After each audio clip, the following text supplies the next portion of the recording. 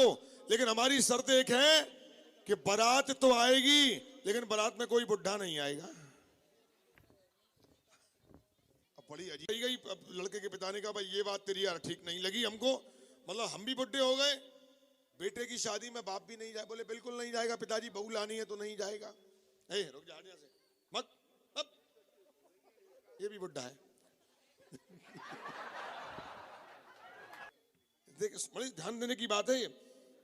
बोले नहीं आएगा, बोले बारात जाएगी। महाराज पूरी तैयारी हो गई बारात की, कोई बड़ा बूढ़ा नहीं, सब बेचारे विदा कर रहे हैं दूल्हे को। जा भैया दूल्हा बाबुल की दुआएं लेता जा। अब बेचारा चल दिया, क्या करें, बड़ी विषम परिस्थिति। उसी समय जाने कहां से वहां पर आ गए नाना जी। अब उनका नाम ही है नाना। नाना तो अड़ गए, नाना बोले हम तो जाएंगे ही बारात में कुछ भी हो जाए। बोले नाना जी आप गए तो नाना हो जाएगी वहां बारात की। बोले नहीं हम तो जाएंगे ही, कुछ भी करो, हमको तो बैंड बाजे देखने ही है, सुनने ही है। बोले देखे नहीं तो सुन तो लेंगे।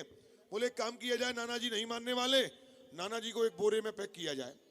और नाना जी को एक बोरे में डाल दिया गया, पैक कर दिया गया और नाना जी को गाड़ी की डिग्गी में डाल दिया गया। अब तो महाराज बारात चल दी। जैसे ही बारात वहां पर आई, लड़की वाले देखने आए, कोई बड़ा बूढ़ा तो नहीं आया। बोले कोई नहीं आया।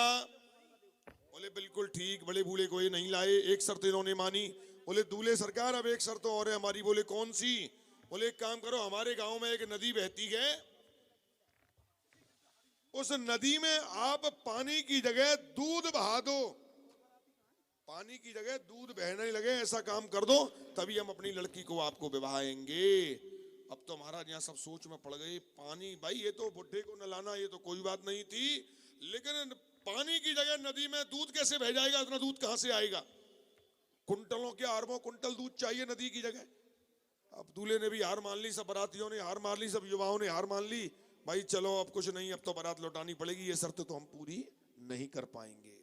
सब निराश होकर लौटने लगे। उसी में से एक बाराती बोला भाई जब बारात लौट ही रही है तो नाना की काहे जान ले रही हो? नाना को तो बेचारे को बाहर निकाल लो, बंद पड़े हैं। नाना जी को बाहर निकाला गया। बोले नाना जी चलो। बोले कहाँ, बैंड बाजे तो बज नहीं रहे भाई, शांति, इतने माहौल शांत कैसे हो गया? बोले बारात लौट रही है। बोले किस बात पे लौट रही है? बोले उन्होंने कहा है, शर्त रखी है कि पानी की जगह, नदी में पानी की जगह दूध बहा दो, ऐसा काम। इस बात पे बारात लौट रही है, असंभव, हो ही नहीं सकता। नाना जी कहती हैं बेटा इन छोटी मोटी बातों पे क्या बारात लौट जाती है? नाना जी ये छोटी मोटी बात है। बोले बिल्कुल छोटी मोटी, मेरे लिए बड़ी छोटी मोटी बात है।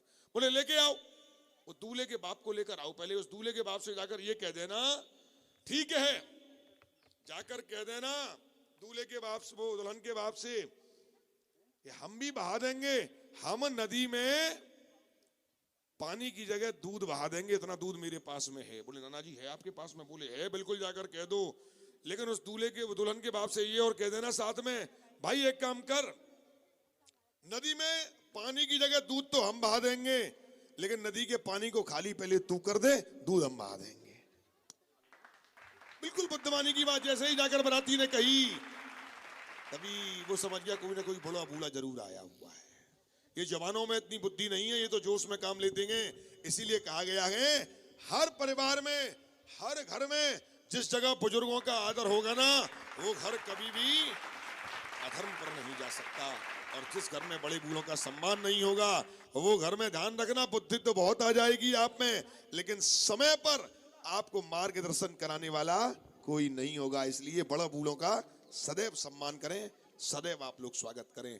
जब भी कोई ऐसा धार्मिक काम हो, कोई शर्त रखे बड़े बूढ़े को नहीं लाना, बिल्कुल उस शर्त को अस्वीकार कर दें। बोले नहीं, बड़े बूढ़े हमारे जरूर आएंगे।